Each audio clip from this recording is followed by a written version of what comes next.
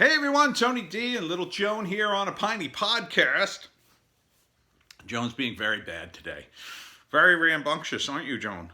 Barking your little head off at nothing. At nothing. So today's stats. Again, under 1,000. And the big news is the great King Phil, tyrant of New Jersey, is opening the door to stage 2 on June 15th. We'll finally be able to eat outside in restaurants. You know, the 3 that'll be left in New Jersey by the time June 15th rolls around.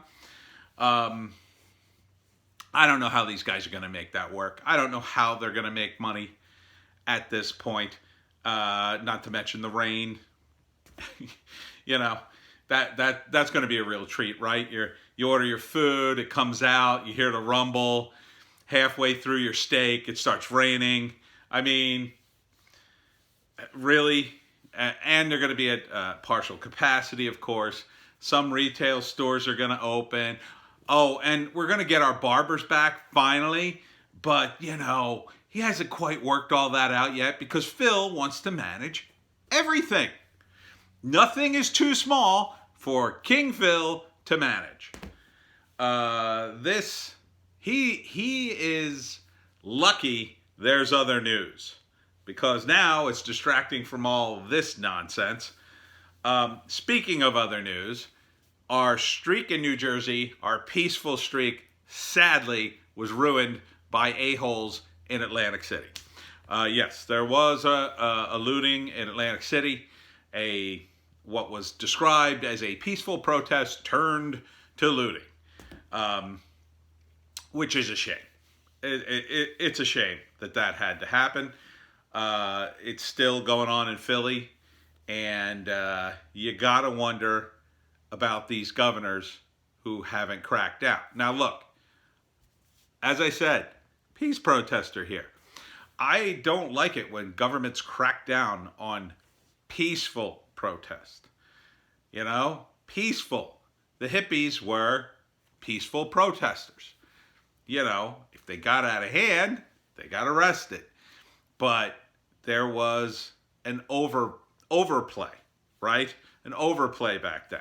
They wanted to control everything. You couldn't even protest. So boom, they lowered a hammer down on those dirty hippies.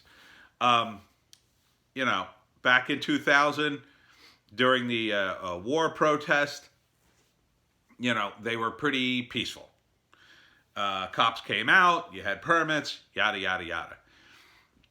There are members of Antifa and other elements, I believe, exciting people and urging them to do more destruction than normal. I'll get into it in another video.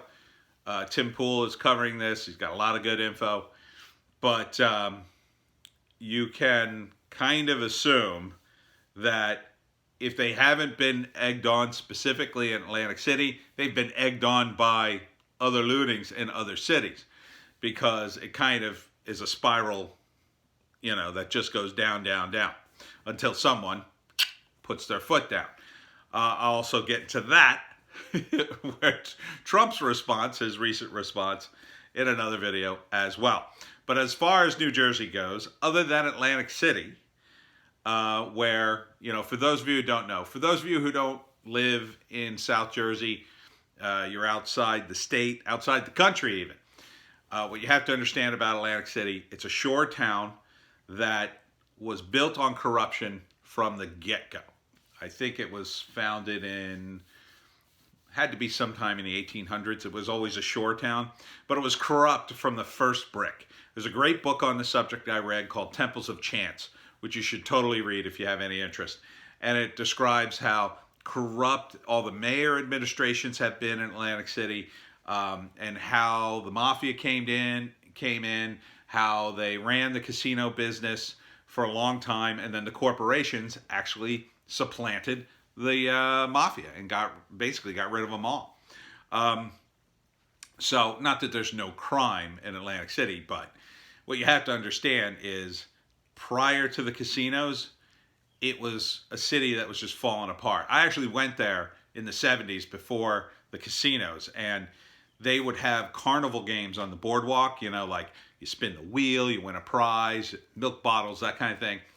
But the prizes, because it was so poor, were like cans of beans and stuff. These were actual prizes. Like people went to gamble because they were poor, and that was Atlantic City. They actually kind of gambled on those games. It was sad and depressing. My dad took me one time. It was like, and even then I knew like, this is kind of lame. Then we went to Ocean City or Wildwood, and I was like, oh yeah, this is much better. So then the casinos came in, but literally they built the casinos, and everywhere outside the casinos was still poor.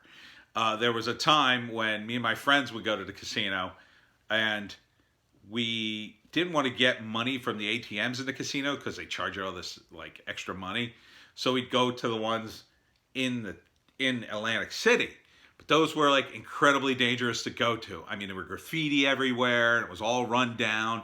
So like my friend would pull up to the ATM, and my other friends would be in a car, and we would watch each other at the ATM and like watch the street, because it was really that dangerous. And there's still parts of Atlantic City that aren't that great. Now they've torn most of those poor areas down, and they've built like insane stores. But a lot of poor people have just been pushed and pushed and pushed further on the outskirts of the city. And a lot of them have been pushed right out into like neighboring Pleasantville and other places further inland. So because, the casinos want all the beachfront property and stuff. There used to be middle-class people who had shore homes there and stuff. It used to be like a real town like that. Those are all gone. The kind of people who still have houses down there are in the towns neighboring to it, like Ventnor. And, Ventnor is still kind of like old Atlantic City, only it was always a little nicer. And there's still a few places in Atlantic City, but you don't walk around Atlantic City, generally speaking. There's some places that are quote unquote nice because now they have these insanely expensive stores like in Las Vegas. But, the character of the city has greatly changed, and it's a shame because the city did have character. One of the guys who tore down, I feel, one of the most characteristic places in Atlantic City, the Steel Pier, was Donald Trump. He tore it down. He bought it and he tore it down. And then later people complained and he was like, well, we'll rebuild it. This was the place where they had the diving horse, where big time acts from the 50s would play, like Frankie Valli and stuff. They had the diving bell, a lot of diving going on at the Steel Pier. That's where you'd get your saltwater taffy and stuff like that. I actually went there too before they tore it down. It was really run down. I mean, I would have liked to have seen Trump save it. And then later he said, well, I'll rebuild it. And I don't think he ever really did. I mean, they don't really have that stuff anymore. It's not very PC to have the diving horse. I don't know about the diving bell. It's not really that. It was never that kind of a cool deal. You'd go down underwater and you really couldn't see anything. So yeah, I kind of was mad at Trump for tearing down the Steel Pier. I felt it was an important part of the history of Atlantic City. And, I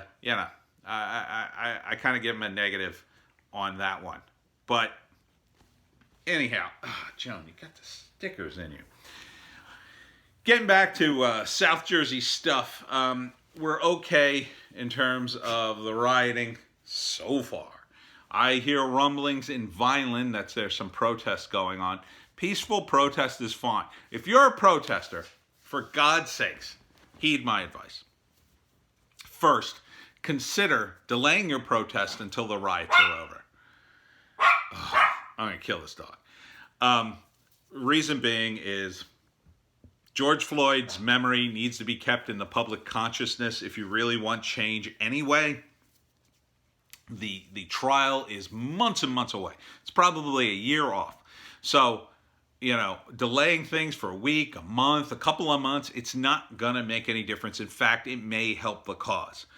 So this idea that we have to protest right now, The guy's already been arrested. You can't put any more pressure on these people. The riots have overshadowed everything. Consider putting it off. If you won't put it off, then you have to police your ranks. You have to. If you see any of these Antifa guys, you have to call them out, get rid of them, call the cops, get them the help. In Washington, there was an Antifa guy who was breaking up the sidewalk with a hammer so people would have things to throw at cops. The peaceful protesters grabbed him and handed him over to the cops. That's the smart thing to do.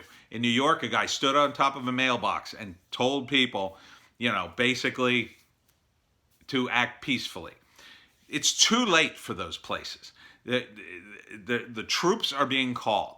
And in fact, in Vineland, again, that's another reason you may consider delaying this. The troops are coming out, and it could get very ugly. They cannot distinguish between a peaceful protester and a rioter. You will not do yourselves any favors or the cause any favors by getting shot in the face during this time, because people will just assume you're another one of these knuckleheads who wants to burn down a Foot Locker or whatever. So I urge you to delay. And if you're not, be very, very careful. Be very, very peaceful. Have people show up. I urge you, show up in suits and dresses. Carry Bibles. Look like incredibly well-dressed, decent people. And you'll be able to pick out the Antifa guys in a second, because they'll be the ones with masks. They'll be the ones looking for a fight. They'll be the ones spray painting things. They've been stopped all over the country by a few of the protesters who have been smart about it. A woman yelled at some Antifa guys because they were handing out bricks. And she said to them, this is a black woman, said, "Why are you handing out bricks to young black men?" So this is what you have to do, Vineland. Don't let your protest descend into this chaos. Don't turn your town into another smashed up town. Look, we got to get past these riots, and we got to get back to opening New Jersey and rebuilding. If you burn out half the businesses in Vineland, that you could go back to the way I remember when Vineland was dead. Like Vineland was a ghost town. Nobody wanted to do business there. It's going to be hard enough to rebuild after this beer virus. Don't make it any harder on yourself. I urge you, Vineland, please delay your protest, because this is a really tough time now.